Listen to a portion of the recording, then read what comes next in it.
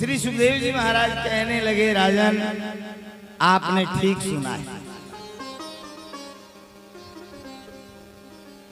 तो गुरुदेव सुनाइए ना।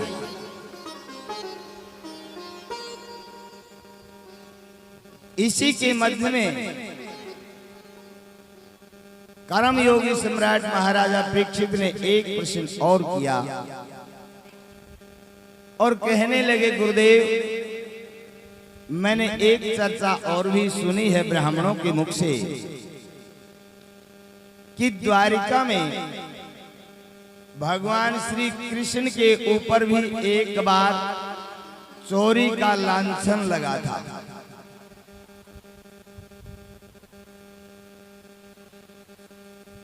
श्री सुखदेव जी महाराज कहने लगे, राजन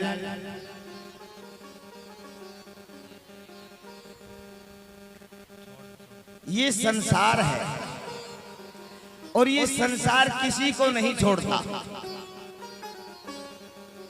इस संसार ने भगवान को नहीं छोड़ा तो आम आदमी की बात क्या है। भगवान के ऊपर भी लांछन लगा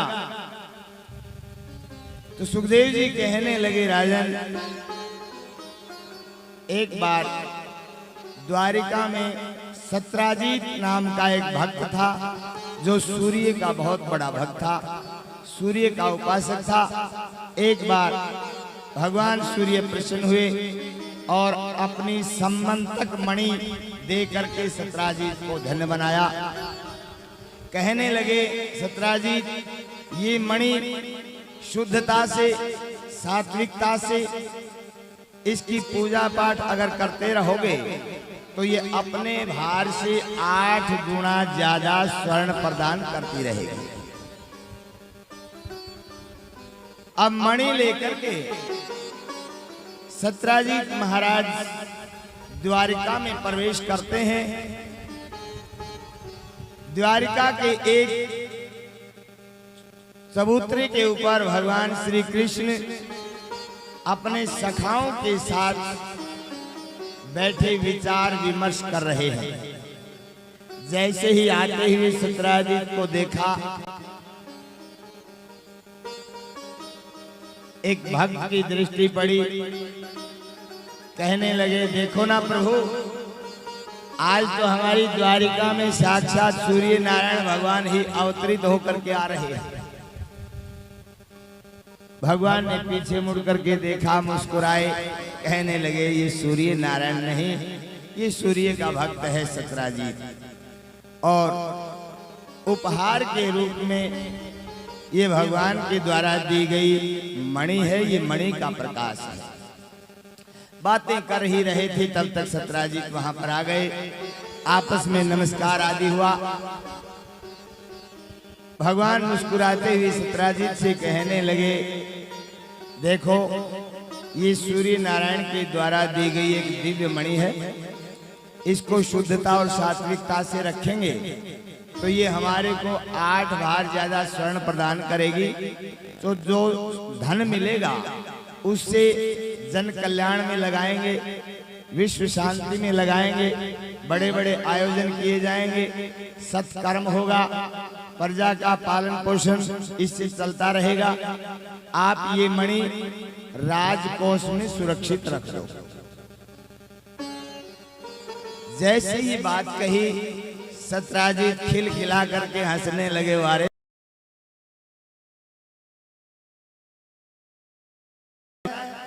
कितने वर्षों तक मैंने तप किया है और तप करके इस मणि को प्राप्त किया है, आज तुमने सहजता से कह दी कि ये मणि राजकोष में रख दो।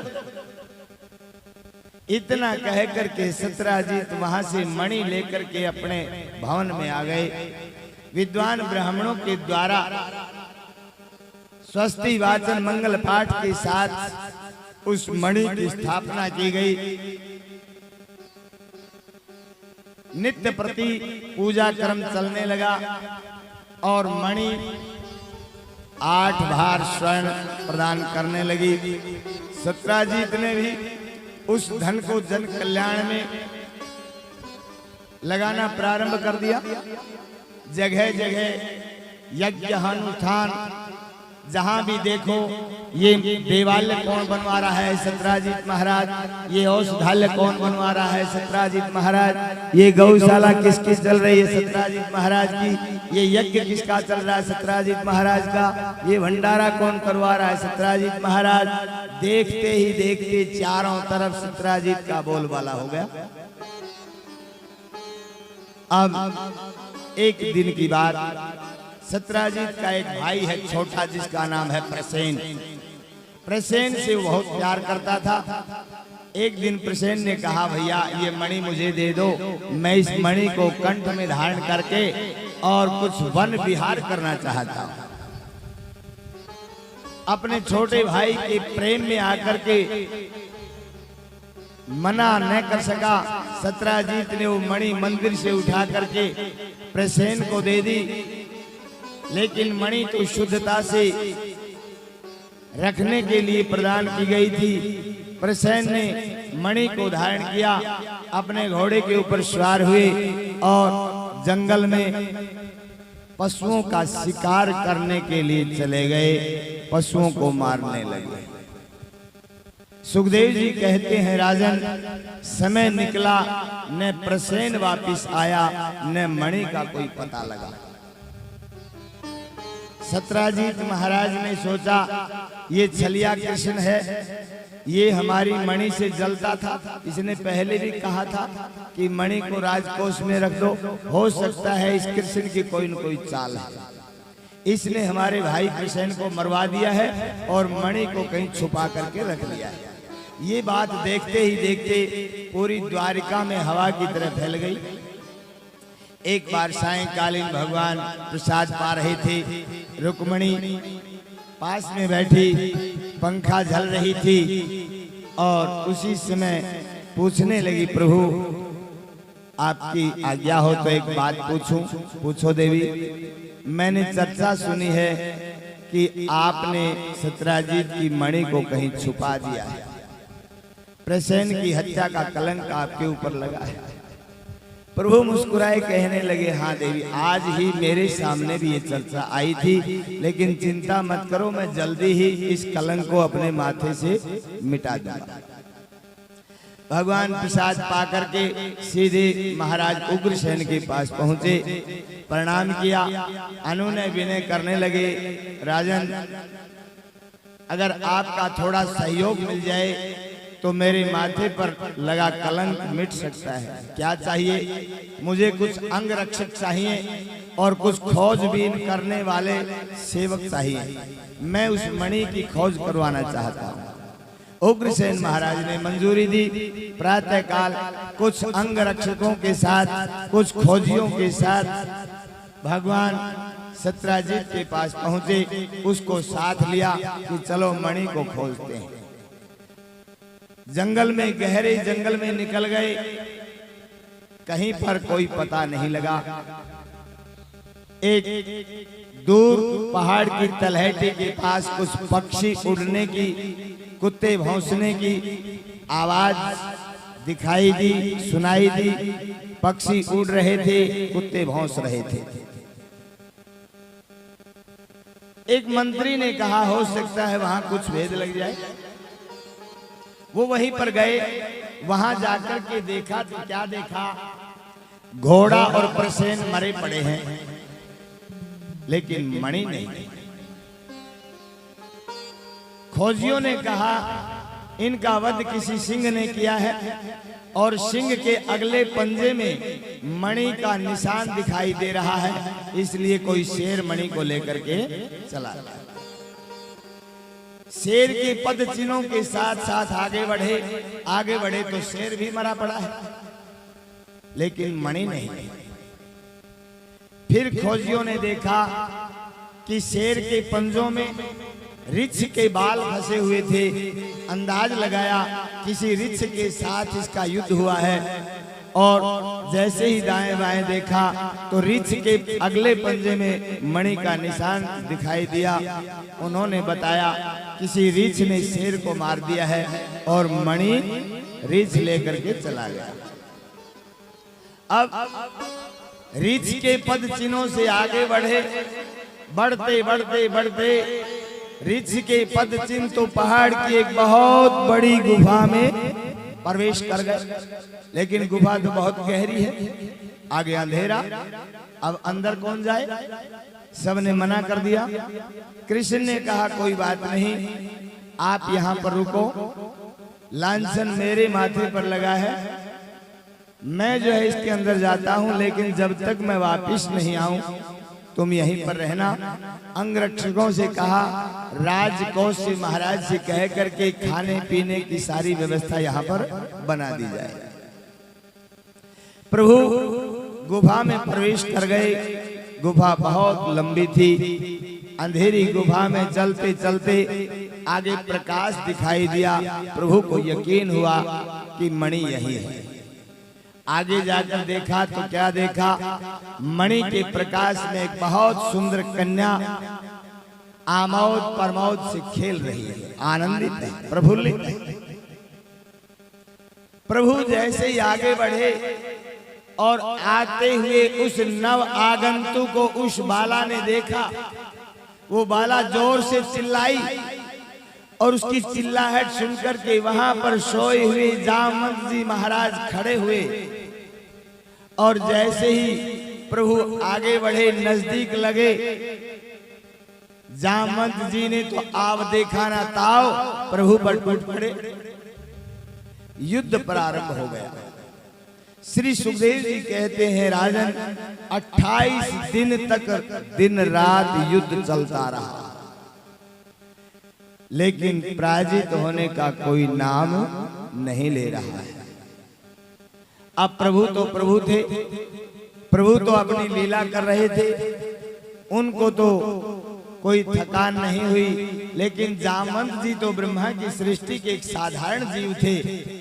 उनके तो अंग प्रत्यंग ढीले हो गए थे, नसें ढीली पड़ गई थी, बदन में दर्द शुरू हो गया था। लेकिन जामवंत ने ऐसा देखा, ये कौन है? ब्रह्मा की सृष्टि में आज तक मेरा प्रहार संभालने वाला कोई पैदा नहीं हुआ। अब जामवंत जी को क्रोध आया और बड़े वेग के साथ प्रभु के वक्षस्थल पर ऐसा प्रहार किया कि भगवान नीचे गिर गए। आगे से पीतांबर फटा और फटते ही वक्षस्थल पर चरण चिन्ह दिखाई दिया। चरण चिन्ह दिखाई देते ही जामवंत जी महाराज चरणों में गिर करके क्षमा याचना मांगने लगे। प्रभु आप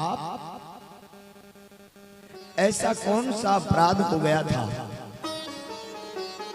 जो तुमने मेरे साथ ये लीला की? मैं 28 दिन से आपके ऊपर प्रहार कर रहा हूं, ये आप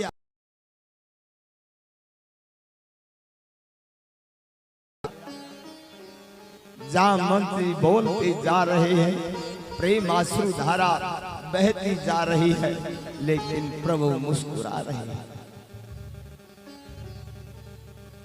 जामवंत जी ने बार बार पूछा, प्रभु ये कैसी लीला है आपकी? मैंने कितना कष्ट पहुंचाया है आपको, आप बोलते क्यों नहीं? जैसे ही बार बार चरणों में स्तुति प्रार्थना अनुनय विनय जामवंत की सुनी, प्रभु बोले, जामवंत जी याद करो उस समय को जो त्रेता युग में मैं राम बन करके आया था। तुम रामादल की सेना के पहले सेनापति थे और जिस दिन पहले ही दिन लंकापति रावण स्वयं युद्ध की कमान संभाल करके युद्ध में आया था, आप रावण के सामने युद्ध करने के लिए गए थे, लेकिन आपने एक प्रहार ऐसा किया, पहले प्रहार में रावण मूर्छित होकर के गिर पड़ा और उसके सारथी ने रावण को लंका में भेजना पड़ा। आपने कहा, प्रभु मैं क्या करूं, मेरे हाथों में खुजलाहट हो रही है, मैं अब इस खुजलाहट का क्या करूं प्रभु? मेरा तो रावण एक प्रहार भी न सहन कर सका। उस समय मैंने कहा था, जामवंत तुम ब्रह्मा की सृष्टि के पहले जीव हो। ब्रह्मा जी ने तुम्हारे को वरदान दे रखा है कि जाओ, मैं वरदान देता हूँ, इस संसार में मेरी सृष्टि में कोई भी जीव आपके प्रहार को सहन नहीं कर पाएगा, लेकिन आपकी खुजलाहट मिटाने के लिए जामवंत जी आपको इंतजार करना पड़ेगा। मैं स्वयं एक दिन आऊंगा और आपकी खुजलाहट मिटाऊंगा। प्रभु ने मुस्कुराते हुए कहा, अब बताओ खुजलाहट मिटी या नहीं? जैसे ही प्रभु ने ये बात पूछी, जामवंत जी ने अपना मस्तक चरणों में रख दिया। आने का कारण पूछा। प्रभु ने सारा वृतांत बताया कि इस मणि का लांछन मेरे सर पर लगा है। जामवंत जी ने सोचा, मेरे घर में एक सुंदर कन्या है, मैं बूढ़ा हो चुका हूं, अब इसके लिए कहां घर वर ढूंढता फिरूंगा, और प्रभु के से अच्छा वर भी मुझे कहां मिलेगा। इतना सोच करके जामवंत जी ने अपनी पुत्री जामवंती का हाथ पकड़ा और प्रभु के हाथ में दे दिया और प्रणाम करते हुए कहा, प्रभु इस मेरी पुत्री जामवंती को ये सर्वदा तुम्हारे लायक है, पत्नी रूप में स्वीकार करो और इस मणि को दहेज के रूप में ले जाओ। प्रभु प्रसन्न हुए, मणि को जामवंती को लेकर के वापिस आए। इस प्रकार से द्वारिका में प्रवेश हुआ।